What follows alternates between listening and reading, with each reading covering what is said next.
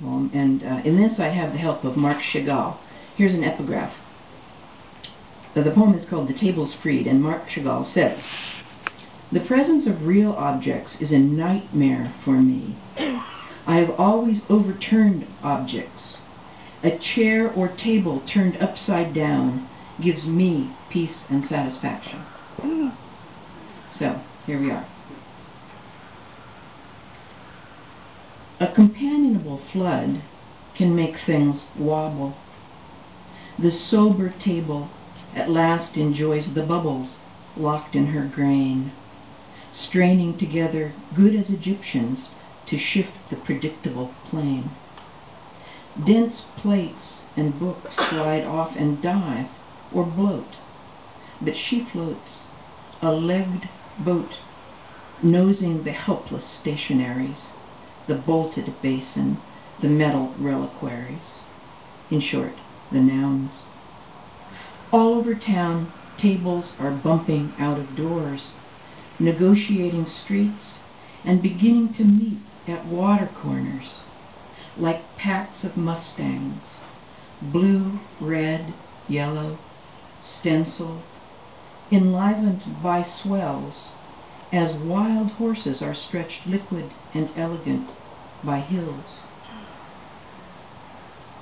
Oh, now I'm thinking of Myolin's waves, too. Ooh. I wish I thought of that sooner. I could have, like made a connection, but it's too late now.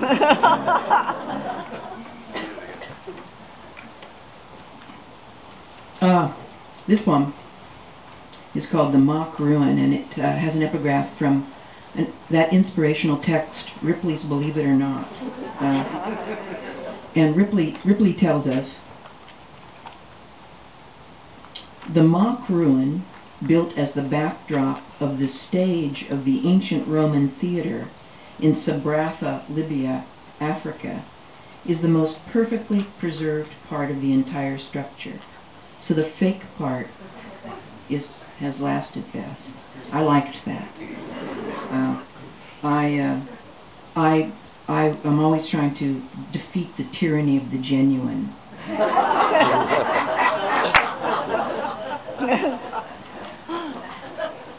The mock ruin. Fakes and mock-ups, stage backdrops, quickly nicked, weathered, and stuck together for illusion's sake, getting some parts backwards. Give more, maybe. Sway slightly. Take later buffets better generally than their brittle sources, whose stones were set down in regular courses and mortared. Maybe there is something to falseness that doesn't get reported. I'll read that one again. It's so worthy, It's news we need, Fakes and mock-ups, stage backdrops, quickly nicked, weathered, and stuck together for illusion's sake, getting some parts backwards. Give more, maybe. Sway slightly. Take better buffets take later buffets. This is really hard stuff to read. I mean, I'm a professional, and it's hard for me. Take later buffets better generally than their brittle sources, whose stones were set down in regular courses and mortared. Maybe there's something to falseness that doesn't get reported. I think I should read you a real tongue twister right now, since I was just talking about tongue twisters. I have to look it up, though. Let's see. Okay. This is the one I use to keep me from drinking in the afternoon. I say to myself, oh no, you're going to be reading Osprey. None for me, thank you.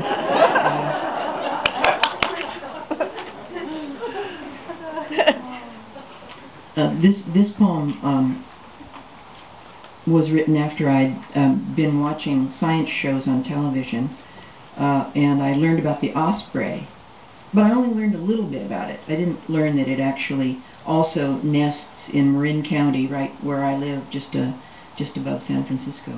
I thought it nested elsewhere. But you will see when I begin reading this that it didn't matter. I had to do it the way I did it. All right. And see if you can find the line that I think is the true test line. The great taloned osprey nests in Scotland.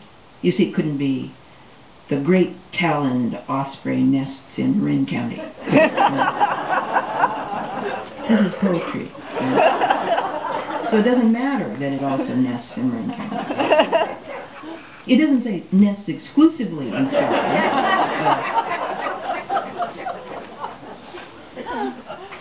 Actually, I'm challenged less often than I think I should be on my work. I just wonder if people are inattentive.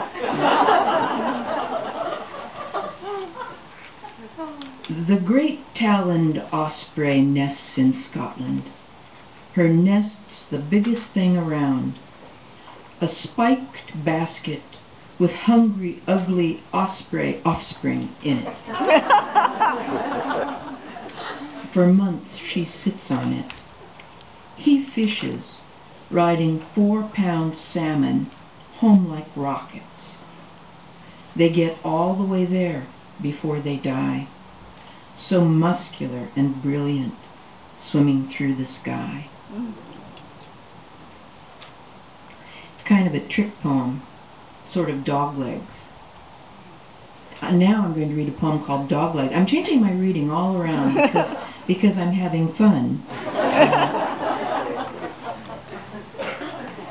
But you know, when something goes off in another direction, we like to say it dogleg. And here's a poem called Dogleg. We mustn't be a slave to our plans, you know? Dogleg.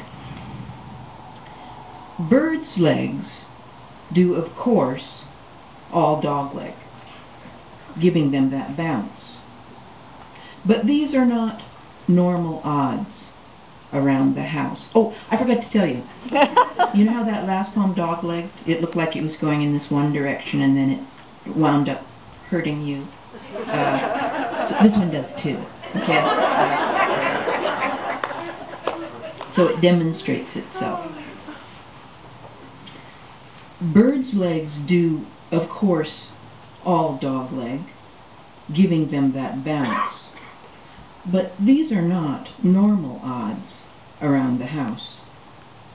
Only 2 of the dog's legs dogleg, and 2 of the cat's. 50-50. That's as bad as it gets, usually, despite the fear you feel when life has angled brutally. I told you.